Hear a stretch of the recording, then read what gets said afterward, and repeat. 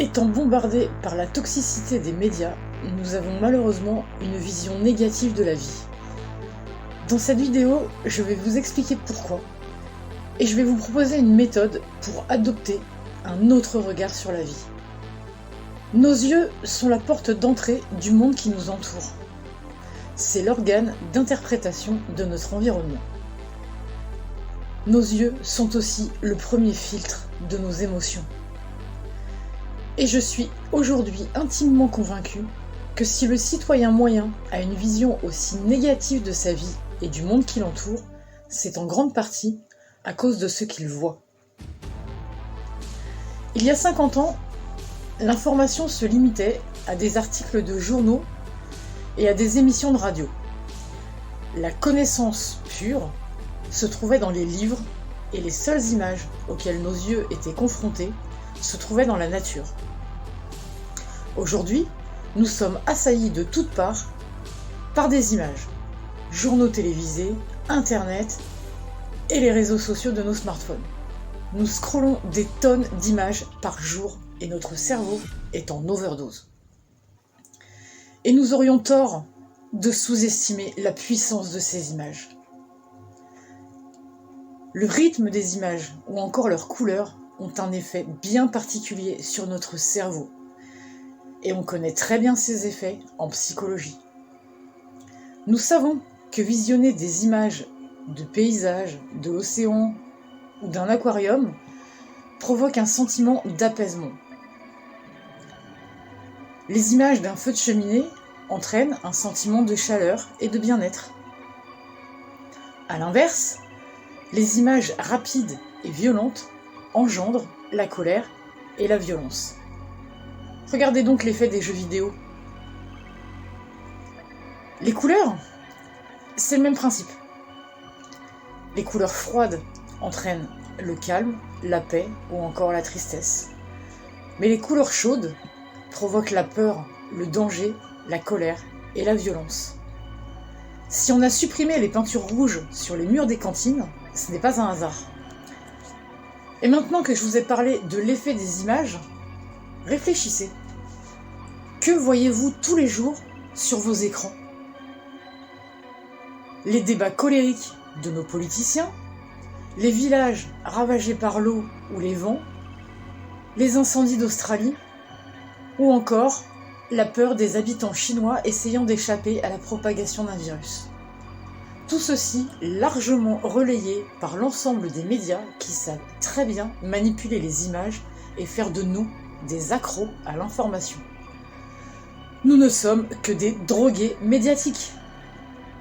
Mais où sont les images nous montrant une belle planète riche? Où sont les images de naissance d'animaux sauvages en voie d'extinction? Où sont les images nous présentant l'hypothèse d'un monde optimiste? Nulle part. Parce que nous sommes manipulés. Le monde va mal. La planète se dirige vers le chaos, le climat se dégrade et nous en sommes responsables. La France va mal.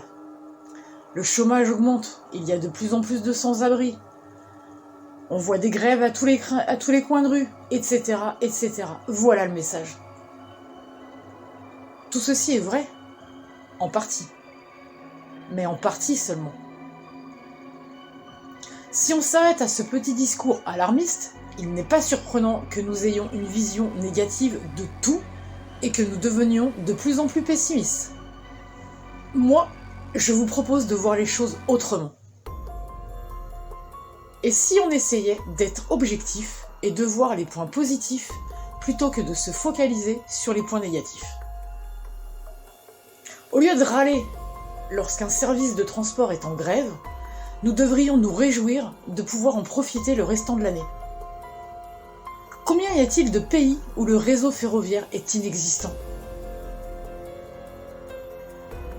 Notre système de santé se dégrade, c'est la stricte vérité. Mais nous avons l'énorme chance en France d'avoir un système de sécurité sociale et des mutuelles qui ne coûtent pas très cher.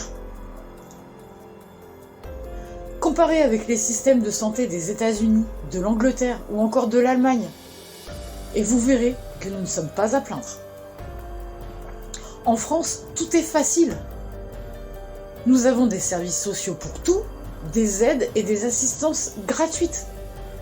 Mais effectivement, à force d'en abuser, nous allons finir par perdre nos précieux avantages.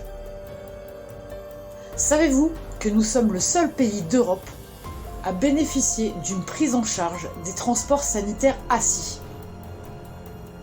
Savez-vous combien d'usagers en bénéficient? Les transports sanitaires assis représentent 50 millions de trajets par an. La France est un pays où il fait bon vivre, quoi qu'on en dise. Le français est respecté humainement et professionnellement. Un passeport français vaut presque plus qu'un diplôme. Il vous permet d'aller où vous voulez, quand vous voulez. Ce qui est loin d'être le cas avec un passeport russe, américain ou jordanien. Quant à la planète, évidemment que ce n'est pas une poubelle. Bien sûr qu'il faut arrêter de la détruire. Mais il faut surtout arrêter de pointer les consommateurs du doigt, arrêter de se flageller, arrêter de se trouver des excuses pour ne rien faire et agir pour les générations futures. Mais il ne faut pas rêver non plus. Nous n'arrêterons pas le réchauffement climatique et nous n'empêcherons pas la montée des eaux non plus. En revanche, on devrait peut-être apprendre à nager à nos enfants. La planète a 4 milliards d'années. Des périodes glaciaires et des réchauffements climatiques, elle en a vécu un certain nombre. Nous disparaîtrons peut-être. Probablement. Mais la planète, elle survivra bien après nous et la vie continuera. Prétendre qu'en arrêtant de polluer la planète, on sera capable de stopper le réchauffement, c'est juste une aberration. Le discours qui nous dit « il faut sauver la planète » est un pur mensonge. Soyons honnêtes, c'est notre cul qu'on essaye de sauver. La planète n'a pas besoin de nous. Elle se porterait même beaucoup mieux sans nous. Quoi qu'il arrive, elle guérira de ses blessures comme elle le fait depuis 4 milliards d'années. Au lieu de perdre notre temps à se plaindre, si on commençait par en profiter de cette belle planète, elle a tout à nous apporter, tout à nous apprendre. Alors apprenons! La nature est une usine parfaite. Production, reproduction, consommation et zéro déchet. Vous ne croyez pas qu'il y a quelque chose à en tirer? Si au lieu de brûler nos arbres, on apprenait à les comprendre. Et pour comprendre la nature, il faut apprendre à la lire, et donc la regarder autrement.